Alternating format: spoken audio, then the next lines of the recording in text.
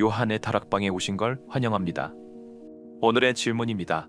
많은 신학자들과 기독교인들은 일단 성경은 오류가 없다는 전제를 깔고서 대화를 합니다. 하지만 저는 이게 문제가 있다고 봅니다. 성경은 오류투성이입니다. 간단한 것 하나 먼저 짚어볼까요?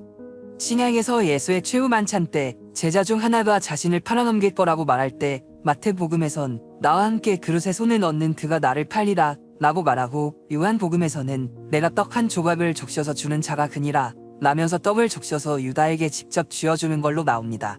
진짜 실제 있었던 일이고 정말로 모든 제자가 그 사건을 올바르게 기억하고 있다면 이 장면은 결코 달라선 안 됩니다. 하지만 표현이 모두 다르죠. 이것만 봐도 성경은 오류가 있다는 걸 보여줍니다. 만에 하나 이 예수 사건이 진짜 사건이었다고 치더라도 기록하는 사람들 하나하나가 제대로 기억하지 못하고 있다는 반증이죠. 즉, 기록 자체가 왜곡되었을 수 있다는 말입니다. 이렇게 간단하게 성경의 오류를 지적할 수 있는데 왜 이렇게 울고 성경은 오류가 없다고 말하나요? 그냥 이건 심각한 편집증 아닙니까? 오늘의 질문 내용이 참 기네요. 오늘 우리가 다룰 주제는 단순한 호기심이 아닌 신앙의 뿌리와 관련된 깊은 질문입니다. 어떤 분들은 이 질문자처럼 성경의 신뢰성 자체에 의문을 갖게 됩니다. 심지어 성경 모호성은 비이성적이다 라고 느끼는 경우도 있죠. 하지만 오늘 우리는 이 질문을 회피하지 않고 초보자도 이해할 수 있는 구조에서 시작해 심화 논증까지 함께 탐구해 보고자 합니다.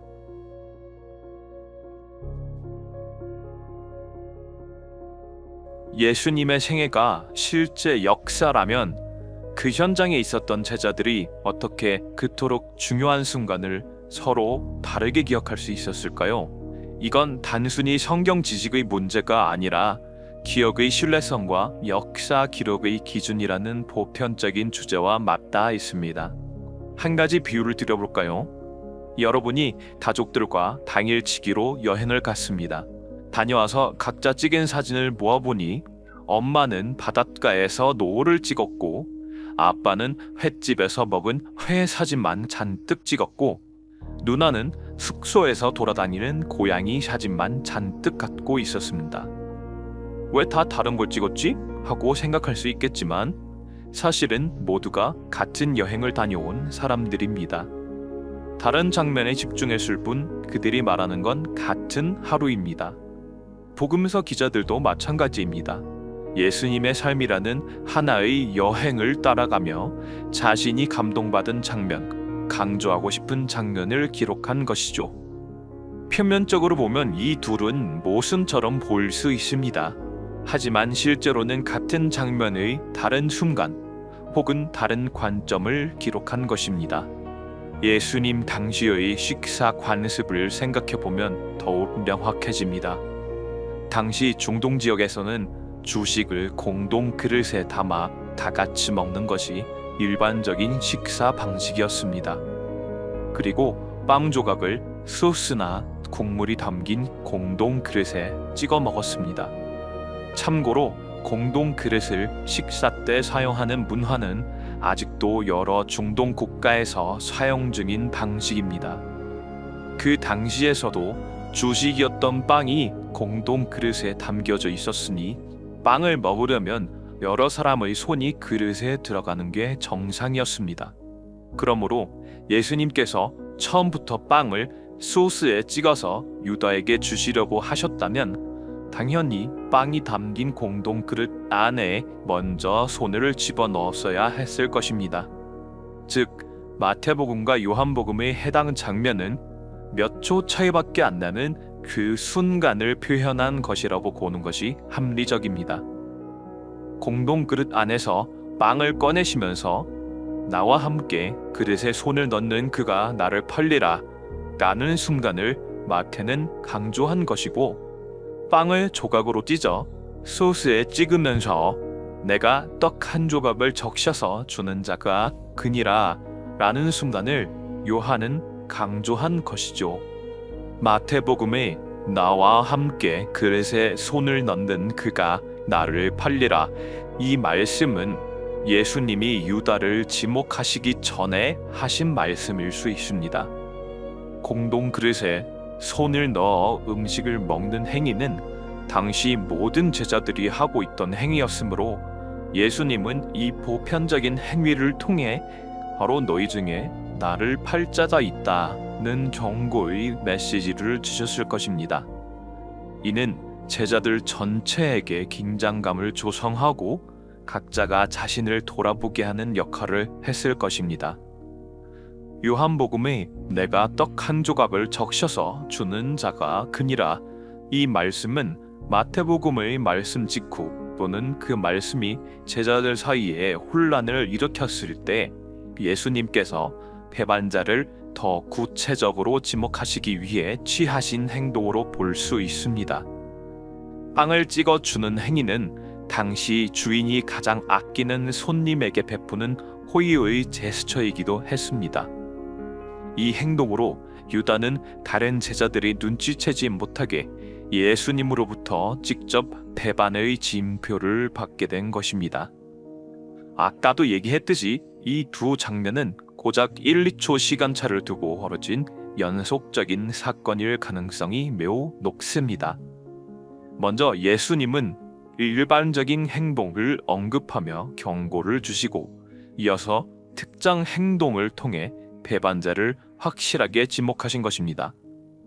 마태는 전자의 경고에 초점을 맞췄고 요한은 후자의 결정적인 지목 행위에 초점을 맞춘 것이죠. 두 저자가 각자의 신학적 목적에 따라 같은 사건의 다른 면모를 기록했지만 이는 어느 한쪽이 틀렸음을 의미하지 않습니다. 오히려 서로를 보완하여 사건의 전체적인 맥락과 예수님의 의도를 더욱 풍성하게 이해할 수 있게 해줍니다.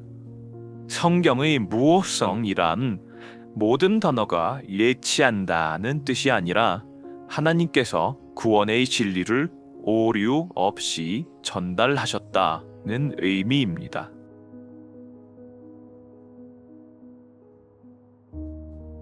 자, 이제 본격적으로 본문 분석으로 들어가 보겠습니다.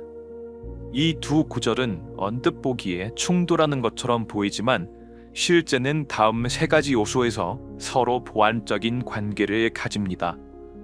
첫 번째, 말과 행동은 시간적으로 순차가 아니라 병치된 것일 수 있다. 마태는 예수님의 발언 중 하나를 기록하며 그 발언이 유다의 정체를 공개적으로 암시하는 방식으로 서술합니다.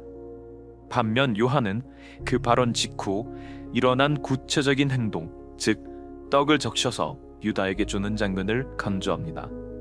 이 두 기록은 같은 사건을 다르게 배열하거나 서로 보완하는 것이지 사실의 충돌을 뜻하지 않습니다. 신학자 크레이그 보음버그는 The Historical Reliability of the Gospels에서 이렇게 설명합니다. 복음서 간의 차이는 대부분 단순한 시점과 강조점의 차이이지 실질적 충돌로 보기에는 너무 미묘하다.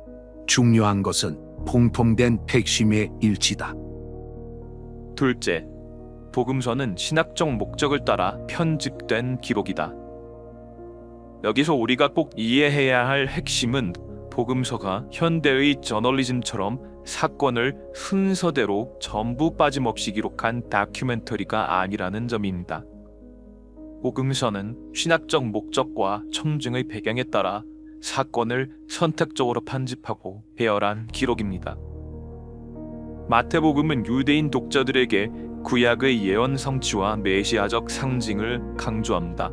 따라서 유다가 배반자임을 드러내는 방식도 구약의 식사와 연관된 암시적 발언을 사용하죠. 요한복음은 헬라 문화권 배경의 독자들에게 예수의 신적 권위와 통찰을 보여주는 데 더 집중합니다. 그래서 예수님의 구체적인 행위, 즉 떡을 건넨다는 사적인 제스처가 강조됩니다. 복음서 기자들의 이런 선택은 의도된 신학적 배열이며 이는 리처드 버킴이 Jesus and the Eyewitness에서 강조한 기억의 신학화 개념과도 연결됩니다. 세 번째, 고대 전기문학의 서술 방식 이해는 필수이다. 우리는 종종 복음서를 현대적인 기준으로 평가하려는 유혹을 받습니다. 하지만 복음서는 고대 문학의 한 갈래인 그리스 로마 전기 문학의 특징을 따릅니다. 이 장르에서는 말과 행동은 요약되거나 상징화되기도 하고 사건의 연대선보다는 의도된 신학적 구조에 따라 배열되며 동일한 장면도 다른 초점으로 반복 서술될 수 있습니다. 예컨대 플루타르코스의 인물 전기들도 같은 사건을 서술하면서도 그 인물의 도덕적 성품을 강조하기 위해 상세나 표현을 다르게 구성하곤 했습니다. 마태와 요한도 동일한 최후의 만찬 사건을 두고 각기 다른 메시지의 강조를 위해 재배치한 것으로 이해해야 합니다. 이제 질문을 다시 정리해 봅시다. 두 기록의 차이는 오류인가, 시점과 목적의 차이인가? 답은 분명합니다. 이것은 충돌이 아니라 관점의 다양성입니다.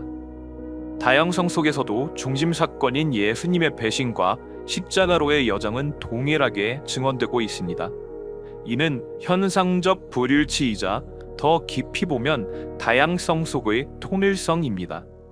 성경의 모호성은 모든 세부 정보의 완벽한 일치를 뜻하는 것이 아니라 구속사적 핵심 메시지가 오류 없이 보존되었다는 의미임을 기억해야 합니다.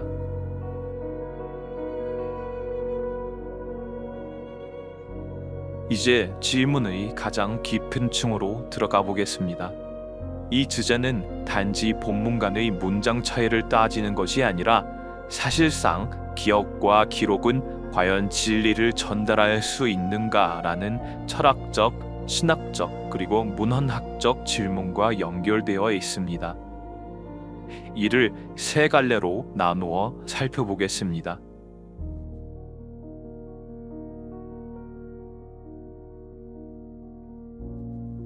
예수님이 살았던 1세기 팔레스타인은 문자보다는 구술 전통에 의존하던 사회였습니다.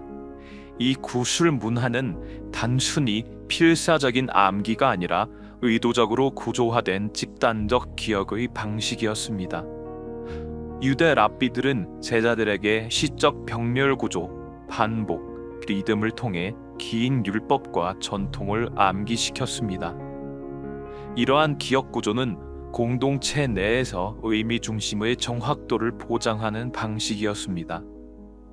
역사 사회학자 모리스 허브왁스는 이를 집단 기억이라 부릅니다.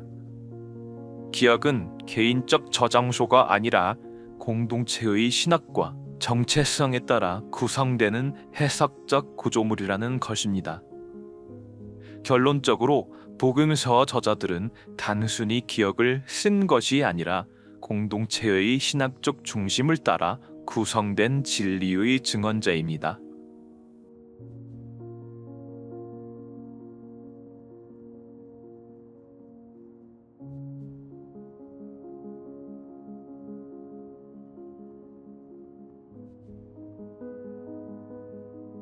많은 이들이 성경의 무호성을 말할 때 마치 오류 없는 데이터베이스처럼 이해합니다. 하지만 그것은 현대적 정보 패러다임에 갇힌 오해입니다. 신학자 케빈 반 후즐는 The Drama of Doctrine, A Canonical Linguistic Approach to Christian Theology에서 이렇게 말합니다. 하나님은 우리에게 데이터 파일을 주신 것이 아니라 우리가 참여할 수 있도록 구성된 정경적 드라마를 주셨다. 성경은 그 드라마의 스크립트이며 진리는 공연 안에서 실현되는 해석 가능한 사건이다. 이 진리관은 다음과 같이 요약할 수 있습니다. 자, 지금 화면에 보이는 이 표는 많은 분들이 성경과 진리를 오해하는 대표적인 방식과 그에 대한 바른 이해를 비교한 것입니다. 첫째, 우리는 흔히 진리를 그냥 복사 가능한 모호 정보처럼 생각합니다. 마치 데이터 파일처럼요. 하지만 성경이 말하는 진리는 그보다 훨씬 더 깊습니다. 왜곡 없이 전달된 목적 있는 메시지, 그게 바로 성경이 말하는 진리입니다. 둘째, 무호성이라는 말도 종종 오해를 불러일으키죠. 단어 하나까지 완벽히 일치해야 한다는 식으로 이해되기도 합니다. 하지만 무호성이란 그 본질은 하나님께서 전달하고자 하신 의미의 중심이 오류 없이 충실하게 우리에게 전달되었다는 믿음입니다. 셋째, 어떤 분들은 성경을 과학이나 역사 정보를 담은 백과사전처럼 보기도 합니다. 하지만 성경은 그런 식으로 쓰이지 않았습니다. 성경은 하나님의 구원 드라마를 담은 계시의 스크립트. 우리가 그 드라마 속에 초대되어 함께 응답하고 참여하도록 부름받은 이야기입니다.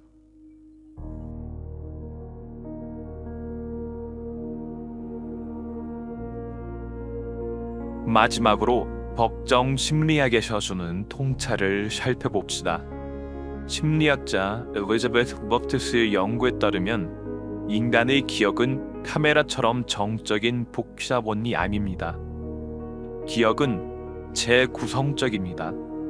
상황의 중요도, 감정의 강도, 화자의 목적, 사회적 맥락, 이 모든 요소가 기억을 구성할 때 영향을 미칩니다.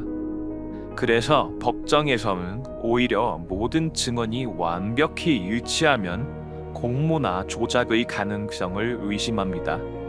서로 다른 시선, 강조점, 언어가 진짜 경험자들의 증언임을 시사하는 것이죠. 복음서들도 바로 그런 증언입니다. 마태, 마가, 누가, 요한은 각자의 관찰자 위치, 의도, 신학적 관점에 따라 동일한 사건을 서로 다른 조명으로 기록합니다. 이는 왜곡이 아니라 입체적 진리의 다양한 각도입니다. 신학자 윌리엄 웨인 크레이그는 역사적 신뢰성 논의에서 이렇게 말합니다. 중요한 것은 모든 문장이 일치하는다가 아니라 핵심 사건의 사실성과 의미가 일관되게 증언되는 바이다.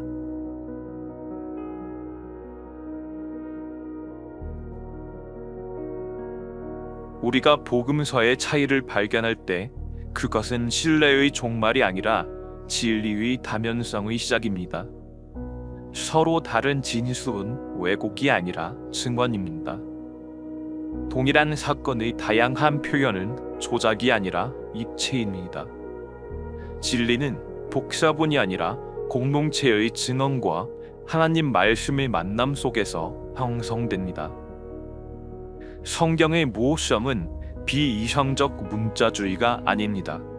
오히려 하나님께서 인간의 언어, 기억, 감정, 공동체, 문화, 역사를 사용하여 구원의 메시지를 오류 없이 전달하셨다는 신비로운 협력의 결과입니다. 예수께서 유다에게 배신당하셨고 그 길을 따라 십자가로 나아가셨다는 중심 진리는 마태와 요한 어떤 표현의 차이도 흔들지 못합니다. 우리가 성경의 다양성과 복잡성을 마주할 때 그 안에서 진리를 향한 하나님의 인내와 인간 저자의 정직한 수고를 보게 됩니다. 그 어떤 표현의 차이도 예수 그리스도께서 우리의 죄를 짊어지고 십자가로 가셨다는 복음의 핵심을 흔들 수 없습니다. 그 진리는 오늘도 살아 역사합니다.